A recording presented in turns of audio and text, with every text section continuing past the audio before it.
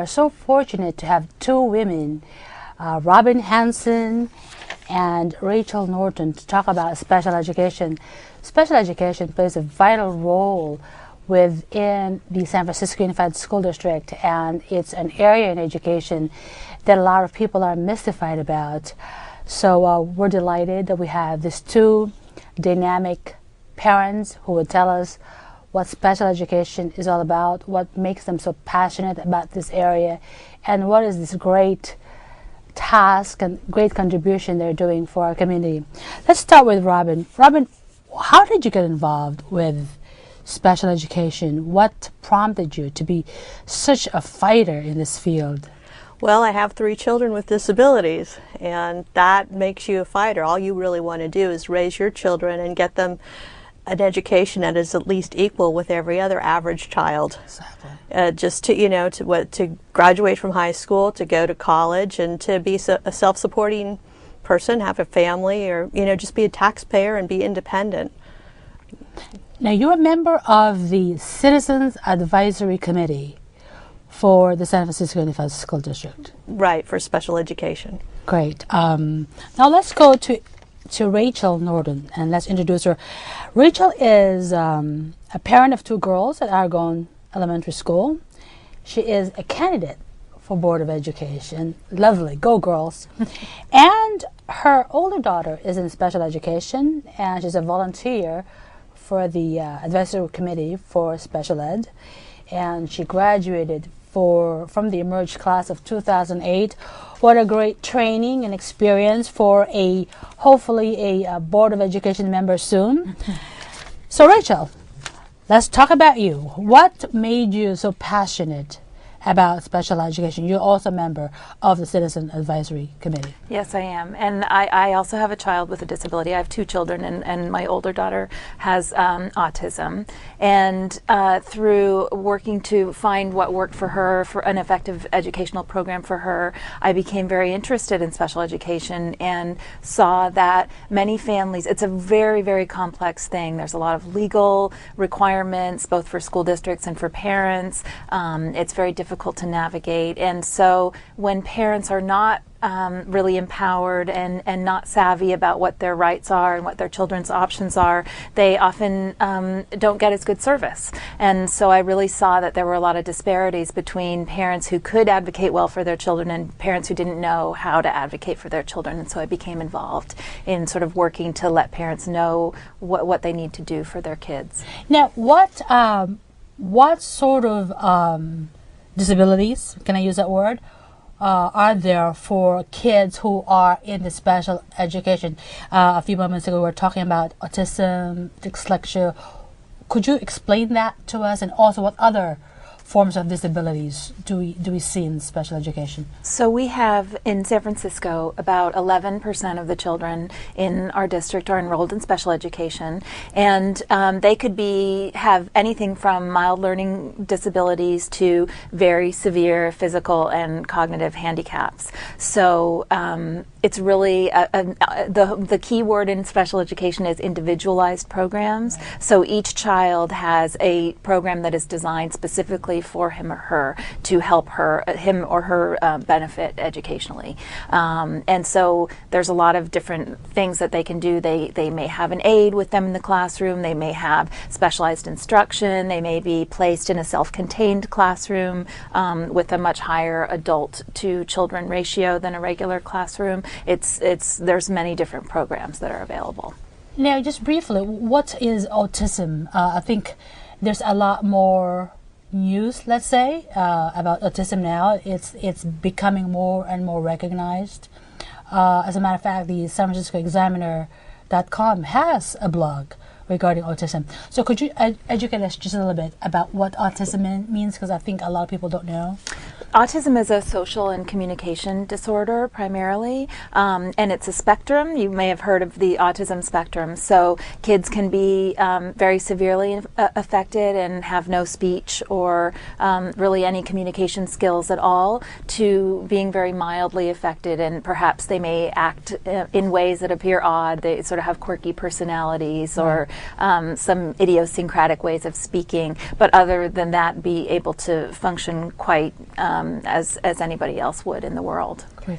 Robin, you have 3 kids. They have, and I've met them, they're all lovely. Yeah, I have. My oldest is dyslexia and a language disorder. My second one also has high functioning autism, and my youngest one had some language delays, and she has inattentive ADHD. Okay, could you kind of break down each one for us? Well, with dyslexia, now dyslexia is the most common population of the special education. About 1 in 5 Americans has some sort of reading disorder, and dyslexia is basically a reading disorder in which a child can't learn through the regular way of learning reading in the classroom. They need specialized instruction with people who really understand how to teach reading to children with this disorder.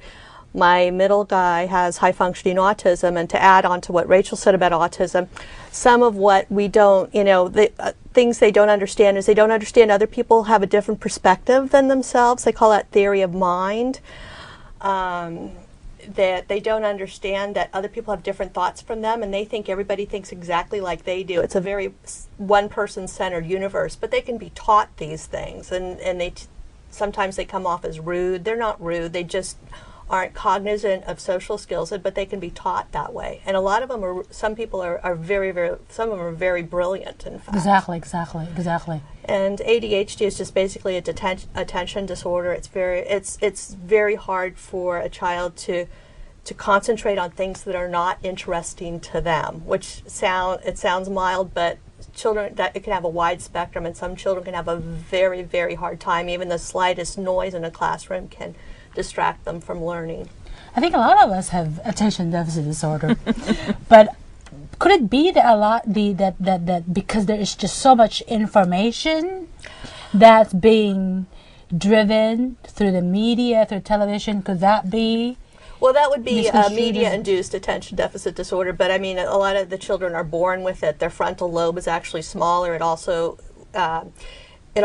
can make them more impulsive and take unnecessary risks, or sometimes or affect their social skills, like depending on the severity of it.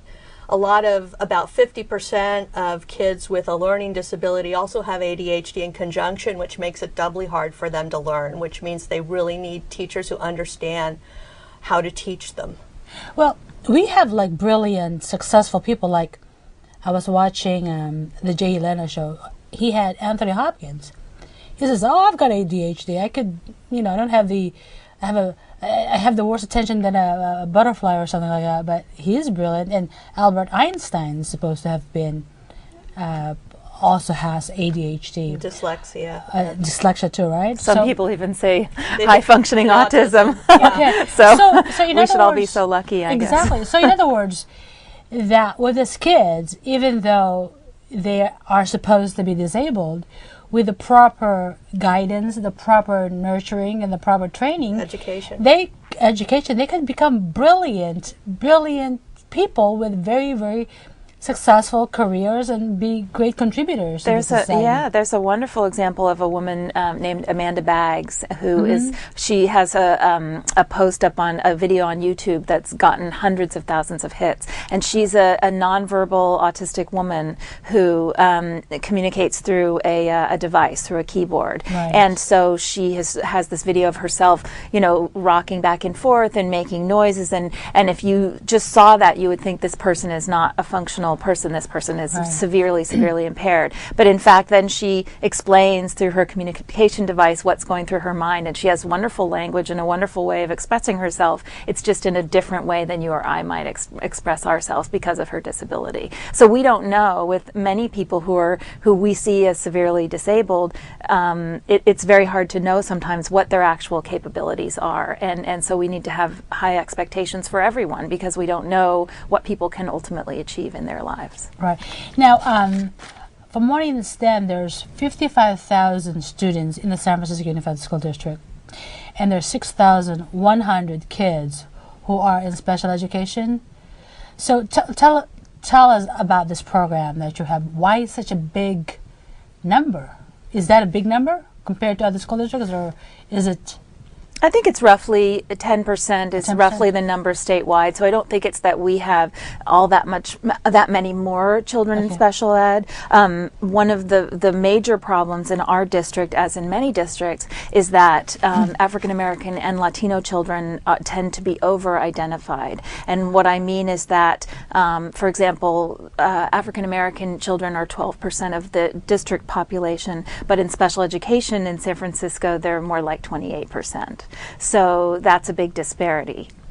So from what I understand, the Citizens Advisory Committee has 13 members, and you're all parents with children who are maybe I could explain what we do. It's it's a volunteer committee, and it's actually under California law, every school district must support and participate in a community advisory committee for special education. So and a majority of members on that committee must be parents of children with disabilities. And so the purpose of that committee in every school district is to advise the school board on the effectiveness of special education programs within that district. So what we do is have a monthly meeting. We meet at Support for Families, which is a wonderful organization here in San Francisco that exists to support families of children with disabilities. And we meet once a month, the fourth Thursday of every month, and we have guest speakers, and there's always a school district liaison there. David Wax, our SELPA director, comes to our meetings. And then every year we present a report to the Board of Education, which is available on our website also. And I'm blanking on what our URL is at the moment. But I'm curious, Robin, you have 3 kids who are in special ed, but they don't attend San Francisco Unified School District schools? Oh, they do. They are under San Francisco Unified School District, but a couple of them attend non-public schools. And non-public schools contract with school districts. Oh, okay. So if the district can't provide a particular type of education, but a non-public school can, then they can send them to a non-public school. Okay, great. But the San Francisco Unified School District in this situation pays for them, right? Those are usually negotiated by settlements, and those are usually confidential. Oh, okay, great. So now, I had read recently a Baltimore study, and it talks about how in Baltimore, the kids who are in special education, the vast majority of them are minority kids from low-income families. Now, do we see that in San Francisco? Do we see the same correlation? Do we see the same situation? Absolutely. Could you both talk about it in terms of one thing we see in San Francisco, American children classified as emotionally disturbed than there are Asian or white children. Okay, what is this emotionally disturbed? What does this mean? Now, see, that's what's really interesting is the emotional disturbance category is really a very narrow category. And the only reason a child should be classified as emotionally disturbed is if they have schizophrenia, or if they have a behavior problem that is not attributable to any other reason. So if a child has autism and isn't properly diagnosed and they see this behavior going on, a teacher or a personnel, a district personnel may say, oh, that child's emotionally disturbed because of the way they act. Like if you think about an autistic child who doesn't understand other people's point of view, they may say, that child has no empathy. They must be emotionally disturbed. But it's not that if they're autistic, it's not they don't have empathy. They can be taught empathy. Or sometimes children who have learning disorders who get so frustrated in school because they can't read, they can't study, they can't keep up in class, then they start to act out. Then they can also be misdiagnosed as emotionally disturbed because they may suffer from depression or behavior problems, but it's really about their learning disability. And the unfortunate part is sometimes when children become emotionally disturbed category, then there's no more academic goals sought for them. They're kind of given up on. They're saying, oh, that kid's really so far gone, there's nothing we could do with them, and they end up being just babysat until they drop out or graduate. Which is one of the reasons, one of the legal requirements in special education is that when you suspect a problem, that a child's having a learning problem, the school district has an obligation to assess in all areas of a suspected disability. And And so one of the concerns is that a child who may have an underlying learning disability that is contributing to their behavior, maybe they're behaving in a way that's disruptive or odd, is that you need to assess that child for a learning disability as well as maybe a psychological problem. When we were talking earlier, you had mentioned something about a lot of the prison population. Yes, there's a significant number of prison inmates who are in fact emotionally disturbed or had learning disabilities, or they would have been in the special education category when they were children. Huge numbers of the incarcerated population are illiterate. And so if you go back through some of these people's history, it's like they could have been diagnosed with a learning disability and they didn't get the proper intervention, or they were never diagnosed and they just kind of, got through school, but they got into trouble because if you can't read, how do you study? How do you succeed? And depending on the study you read, you can read anywhere from 70% of a prison population to 50%. I think it may depend on the, which study they're looking at. But what's really a crime is, we've got an overcrowding of prisoners, and it costs us between $35,000 and $40,000 to keep each one incarceration per year. It would be so much cheaper to give them a good education. Exactly. It's way cheaper. Exactly. Now, what sort of activities are available to special ed kids? Well, special education children are students at their schools just like every other student. Right. And so they can participate in every activity that every other child at the school participates in. That is another problem that we've identified as a committee, is that sometimes because those children need more support in their school environments, they're not allowed to participate in activities to like the same your kids, extent. for instance, they follow your advice. Now, when we first talked, you had a little bit of an issue with your newsletter.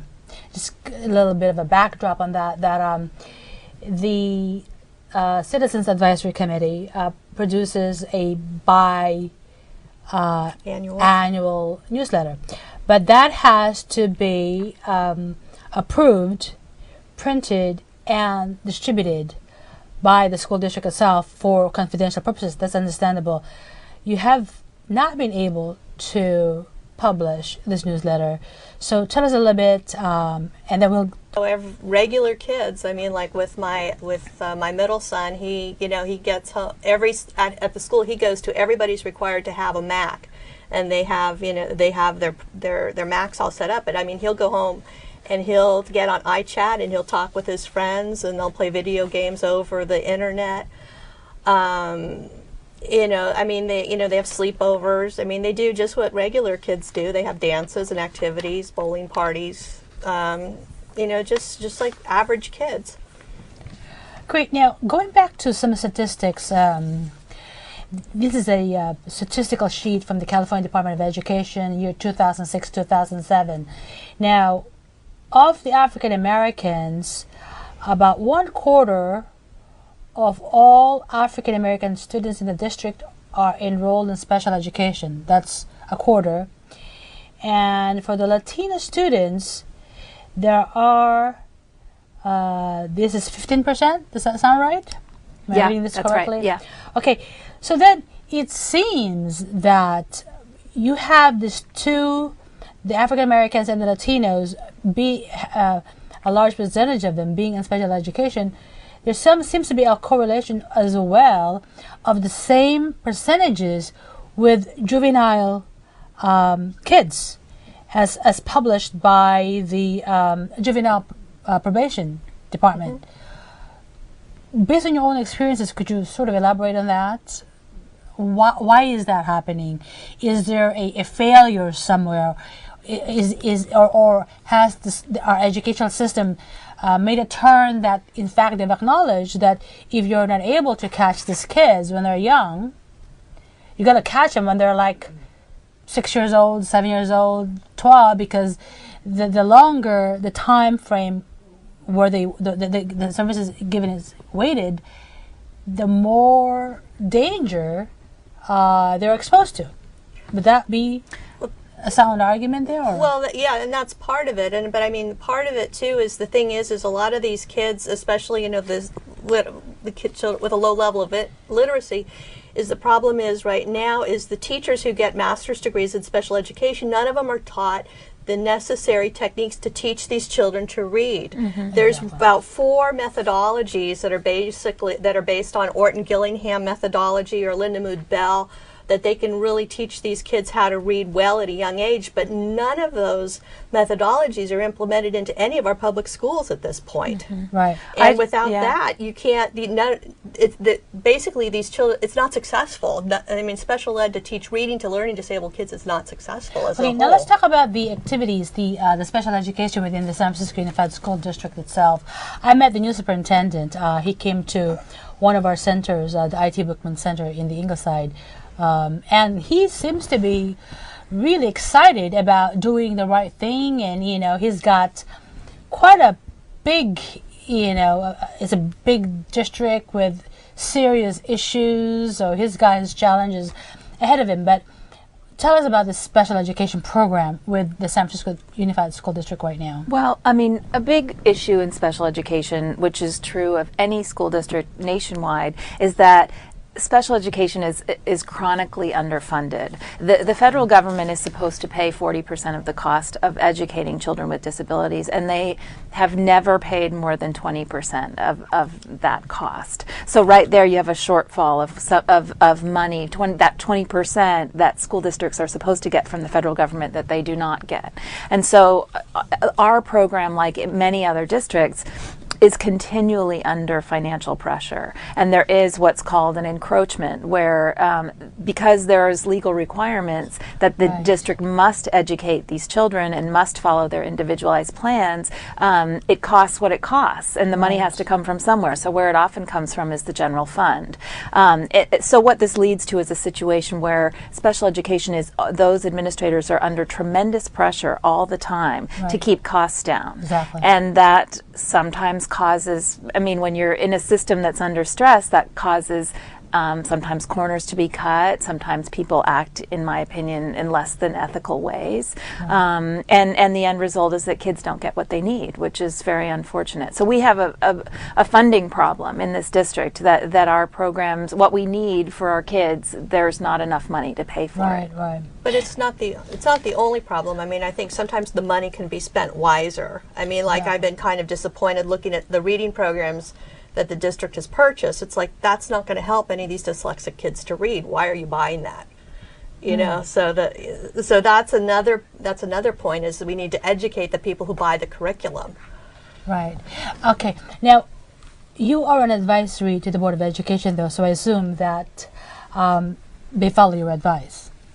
Now, when we first talked, you had a little bit of an issue with your newsletter.